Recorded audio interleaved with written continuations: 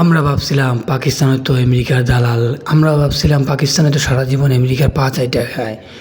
কিন্তু আমাদের ধারণা যে কতটা ভুল, পাকিস্তান যে আমাদের ধারণাকে কতটাই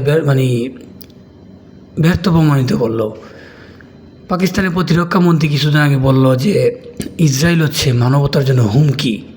কত বড় কথা! একটা পাকিস্তানের প্রতিরক্ষা মন্ত্রী এত বড় কথা বলে, যেই জায়গায় সৌদি আরব বড় বড় মুসলিম কান্ট্রি এইসব কথা বলার সাহস পায় না। পাকিস্তানের প্রতিরক্ষা মন্ত্রী কিন্তু এই কথা এই কথা সে বলতে পারছে যে ইসরায়েলের প্রধানমন্ত্রী বা ইসরায়েল হচ্ছে মানবতার জন্য হুমকি এই দুনিয়া। যদি এই পোস্টটা কিছুক্ষণ মধ্যে আবার ডিলিট করতে হয়েছে এই প্রতিরক্ষা মন্ত্রী, আবার যে এই যে আমেরিকার যে চাপ দিতেছে বারবার ইসরায়েলের সাথে সম্পর্ক স্থাপনা করার জন্য, সম্পর্ক বৃদ্ধি করার জন্য প্রত্যেকটা মুসলিম কান্ট্রিগুলো কিন্তু অন্যান্য যেমন সৌদি আরব বলেন, কাতার বলেন, যেগুলো আমরা বাহাবা দিয়ে আইতাম, যেগুলো আমরা নবীর দেশ আল্লাহর এগুলো বলেছে সারা জীবন আমরা যেগুলার বাহাবা দিয়ে আইছি, তারা কিন্তু ঠিকই ইসরায়েলের রাজত্ব, ইসরায়েলের গোলামি মাইনা নিয়েছে। কিন্তু পাকিস্তান কিন্তু সেটা করে নাই।